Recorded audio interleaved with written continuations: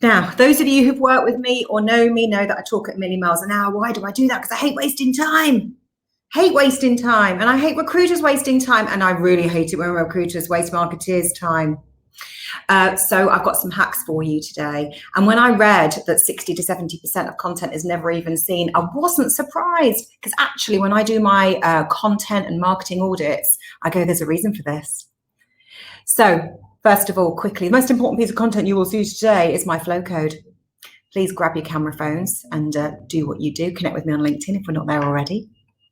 And by the way, use it for yourself, use it for your job adverts, use it for your campaigns, use it for your recruiters. Gorgeous. So we are going to talk about content today because we don't have time to waste.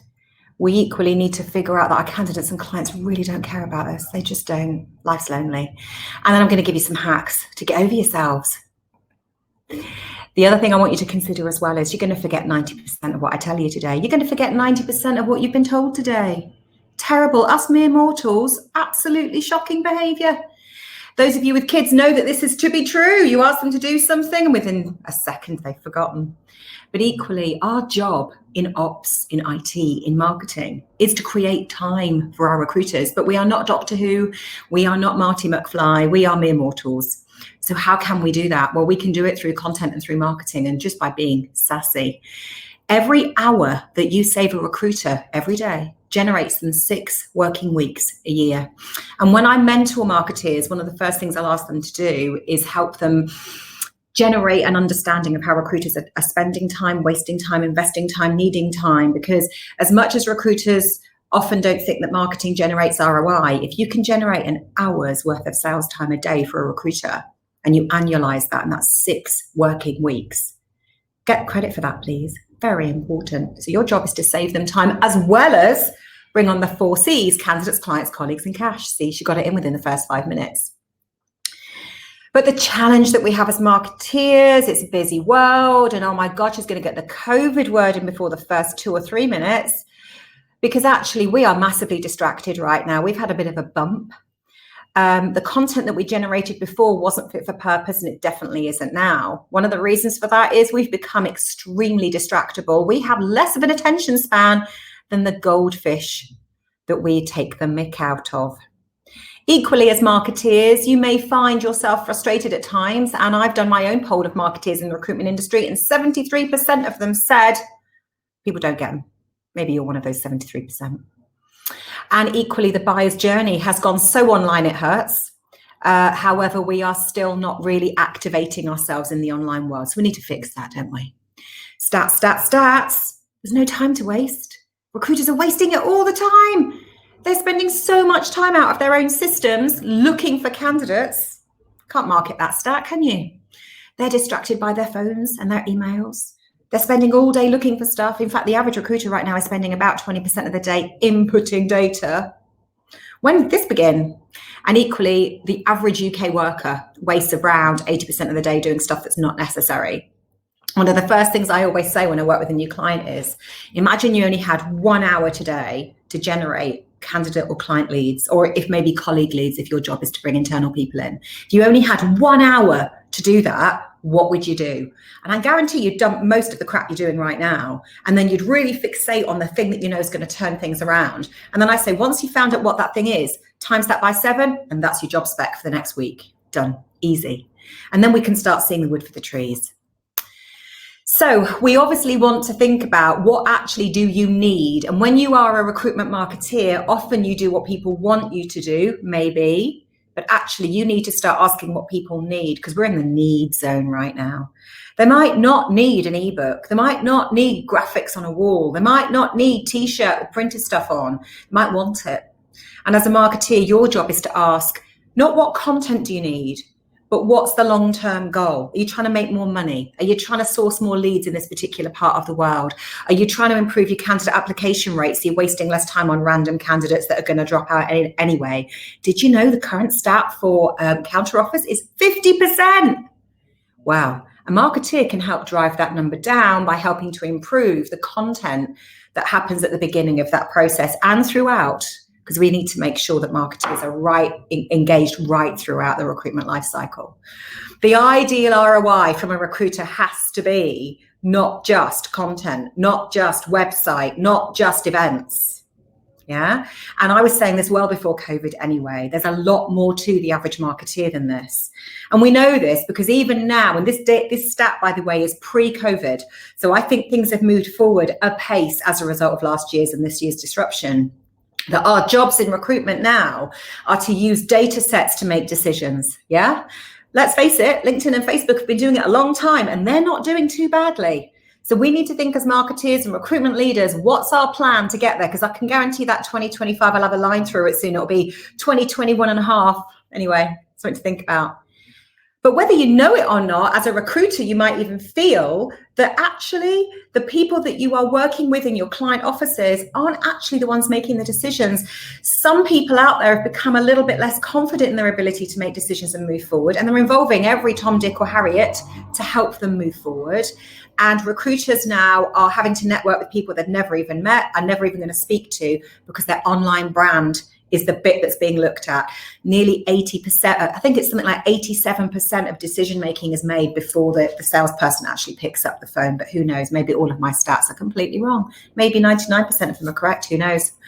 We know as well that recruiters are wasting a lot of time on the wrong candidates and they're spending a lot of time sourcing people that they've already got. It's just that from a recruitment marketing perspective, we were not nurturing them. So again, there's a content break here. We're probably spending time on the wrong content. The best candidates are off the market straight away, literally before they've even blinked. And equally, the ones that we don't keep warm with content, they go to another recruiter who's got something shiny to show them. Not great. And equally, from a client perspective, the same problems occur. But it's easier to keep a client than it is to win a brand new one. But often in marketing, you are not given the chance and the time to engage in the account management piece. And I know this because when I do things like bullhorn audits and stuff like that, when I get to the workflow that's account management, the room goes deadly quiet because it's not really happening apart from the odd phone call. We have automations and systems galore now that will take a tiny piece of content and make it work. Why aren't we doing this? Why aren't we creating time for recruiters to pick the phone up and do more of the good stuff when we know actually the more calls we make, the more sales we make? Really, really important. And right now, I think our clients really need more love than normal because they're probably just as isolated as the rest of us, working from home, trying to homeschool a couple of kids, although yay for those of us who managed to drop kick their kids back into school 3 weeks ago. I literally did that, Glenn. I don't know about you. American footballers eat your heart out. Now, I'm not going to spend too much time on, I don't call this marketing fluff, although I just did, didn't I? But we can get a bit soaked into traditional marketing spiel and then we lose the room. I don't want to do that today, but I do want you to fixate on the 4 stages. Now, I've taken the lovely HubSpot model and I adore HubSpot, but sometimes I feel it's a little bit not recruiter enough for me, not direct enough, not assertive enough. So I've taken the awareness, consideration, decision, and delight, which always makes me cringe, and changed it to retention, because I think that works better in our market. But I would like to think, well, I wouldn't like to think, but I certainly know when I do my content audits of clients, I often find there's not enough in awareness, okay? There's definitely not enough, hold on a minute, weather girl, not enough in awareness, certainly not enough from a retention perspective. And there's probably a bit too much woolly stuff going on in consideration and decision. So what we mean by that is the awareness piece isn't about the candidate, client, or colleague. It's about the recruiter. The consideration piece is just that we do this, we do this, we do this. They're weeing all over the place. The decision piece is simply lots of job adverts, lots of proposals. And from a retention perspective, we're probably not doing enough post-placement to keep people fixated on us. So that might be something for you to think about, and maybe look at your content and say to yourself in this buyer's journey, and go away and do some more research because I've only got 20 minutes. I'm literally plugging this in and giving you loads of homework. But look at the buyer's journey. Go to HubSpot, type in buyer's journey. HubSpot gives you loads. But look at your content and do a quick audit like I would and say, right, how much have I got for each of my sectors in this? And do I have enough? Why am I creating yet another blog on CV tips? No one cares. The next thing I really want you to think about is persona mapping. Now, there's lots of companies out there that will do this for you. Don't hire them.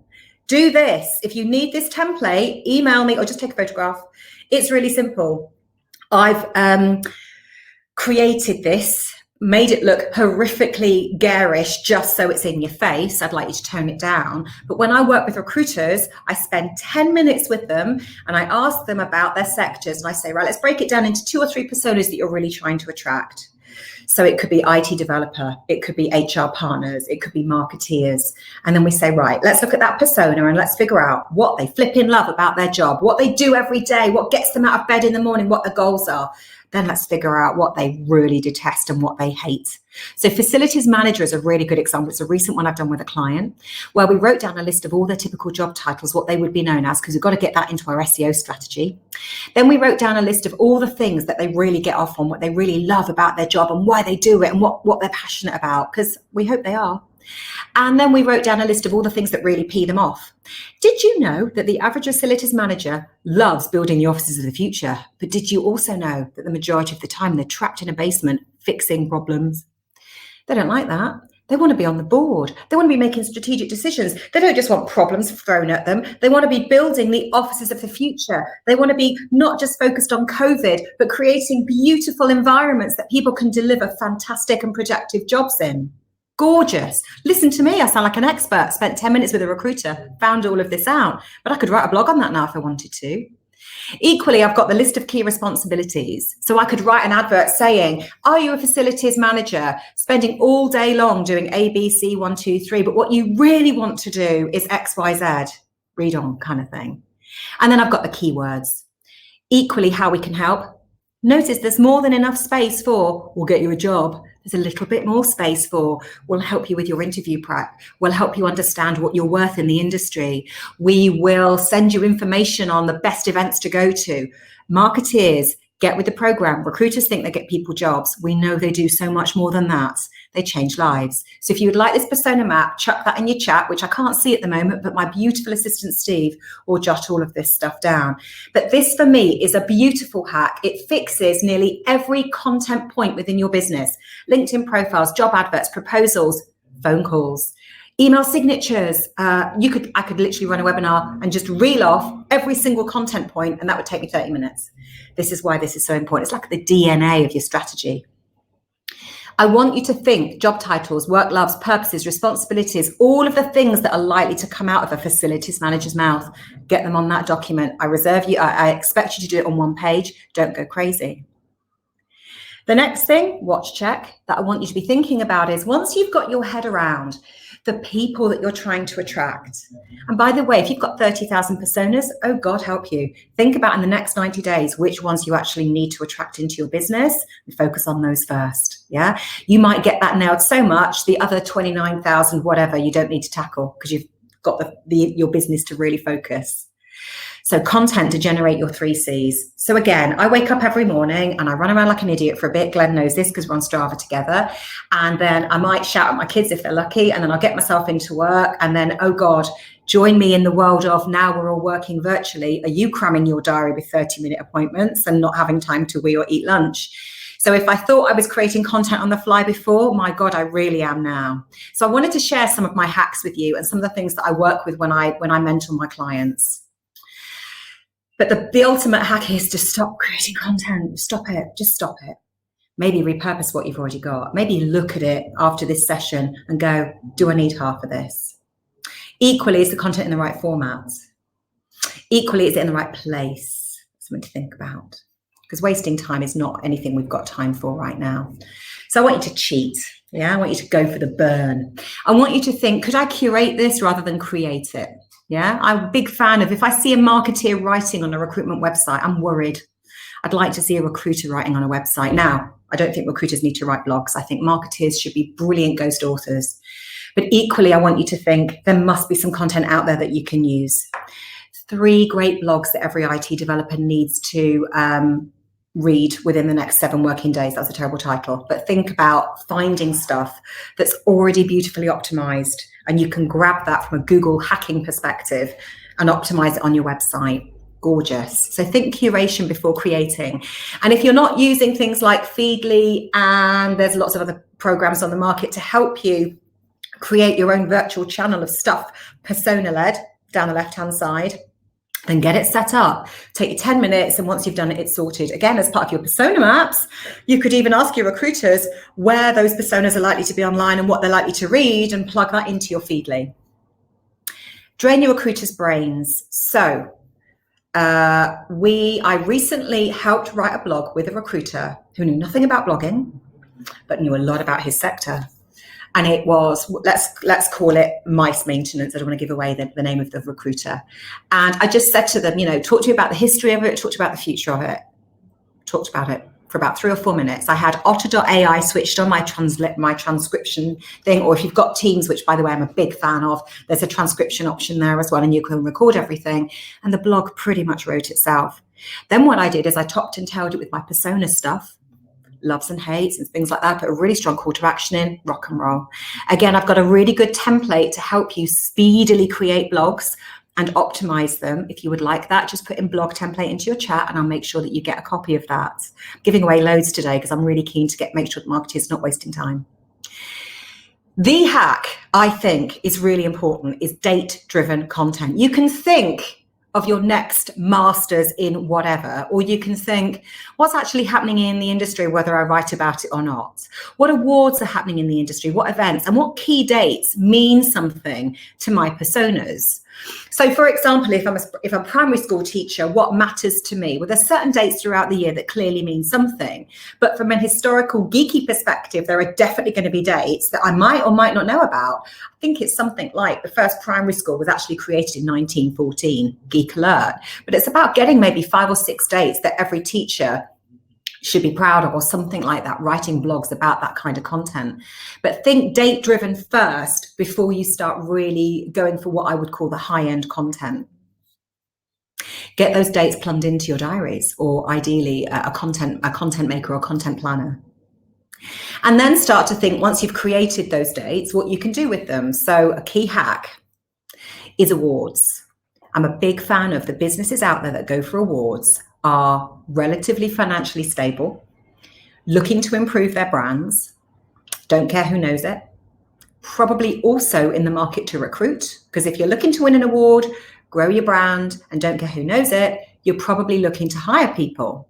So why is it I don't see the average marketeer creating a nice, cool list of awards within their sector, plumbing them into the diary, equally plumbing in 3 other dates related to each of those awards: the submission date, the shortlist date, the day of the event, and a week after the event. And making sure that from a marketing perspective, you're talking about it, but absolutely critically giving that information and that content to your sales teams and getting them to use it to generate some leads. Congratulations on being shortlisted. Did you know the submissions are due tomorrow or next week? I can see that you won. Fantastic. Got any jobs? Clearly, there's obviously a sequence that you need to follow better than mine. But start thinking about this date-driven stuff. And as marketeers, how you can generate content on it. 10 awards that every IT developer needs to know about in 2021. And giving that information to your sales teams on a monthly basis and telling them what's coming up that they can use to flip those passive clients to actives. Good stuff. Think about as well, thinking about it's April now. And if I said to you, I'm going to give you a goal of December of creating what I call a playbook, which is a rule book on a particular persona. And I'm going to give you 6 months to write it. God help us all. But actually what I'm going to say to you is, I want you to create 1 short form piece of content a month for the next 6-7 months. And then I just want you to create an ebook from that or a playbook from that. So you could say to yourself, okay, Lisa, I take you up on this challenge. I'm going to choose IT developer and I'm going to create a blog called 5 podcasts every IT developer needs to subscribe to. Done. Easy. How do I do that? I look at my persona map and see what they get off on. I then go onto Google and I type in IT developer podcast best, see what's listed. I then create a blog and the top of it says about how they're constantly wanting to learn and they're stuck at home eating crisps or whatever it is they do. And here's some great podcasts they need to listen to and optimize. And then a lovely call to action about the fact that we are so in the zone from an IT developer perspective, it absolutely hurts. And we've spoken to the best IT developers out there and they've told us that. Oh, by the way, we've got some jobs as well. That's my first blog. Second blog, same format, 10 apps every IT developer needs. Now, if you don't know, ring them up and find out.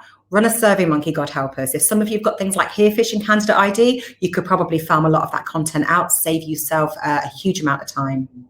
Again, top awards, what every IT developer can learn at, as in an event. And also, and I love this, and I'd love to see people doing this. So someone please take this today, but maybe write some blogs about what my mum thinks I do and what I actually do. Great for recruiters, by the way, as well. Because we all know as marketeers, what did your mum think you actually do? But what do you really do?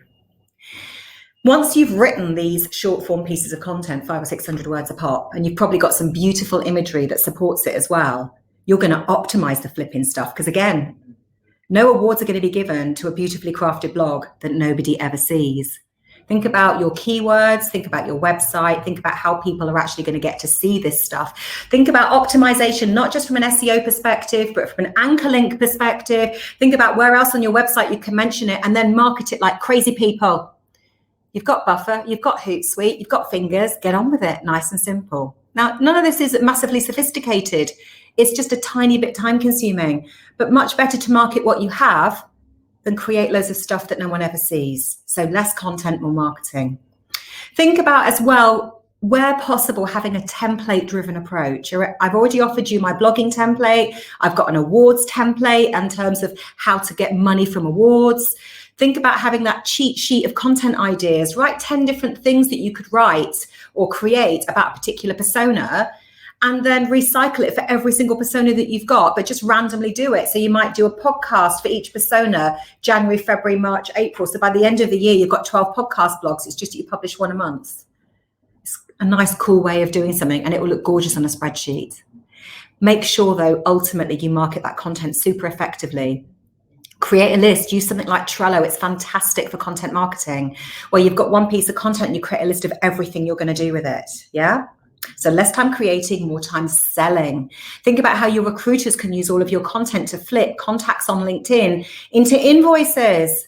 That's what it's all about. So the next steps, I'm aware of time, that you need to be thinking about is personas and buyers. Who the hell are you trying to sell to? And don't try and get everybody nailed down. It's just not possible. You'll lose yourself in a very dark place. Think buyer's journey. Where are they on the journey? Making them constantly aware of you is not the way forward. Talking about the problems that they're likely to be having and making them aware of themselves and thus you is the way forward. Then get them to consider you as a viable entity. Show them your sector pages, your case studies. Help them make a decision with fantastic proposals and testimonials and jobs. And then once you've won them, keep them with you. And if it means recycling your awareness content into the retention area, then be my guest. Think about your date-driven content. It's going to happen whether you like it or not. And I'm not talking about National Poetry Day and Eat Like a Pig Day. I'm talking about International IT Developers Day or Cybersecurity Month or dyslexia awareness or whatever it's going to be that's going to be in the wheelhouse of the people that you want to attract and put onto your CRM system so you can market at them. Please think mobile. I did a survey a couple of years ago and 87% of male recruiters said to me they were the most engaged with their mobile phone while sat on the toilet. Think about that from a persona mapping perspective. And then think templates. Think about how you can get this stuff created, but not just how you're going to create the stuff, the templates you're going to use to market it and get it out to the wider audience.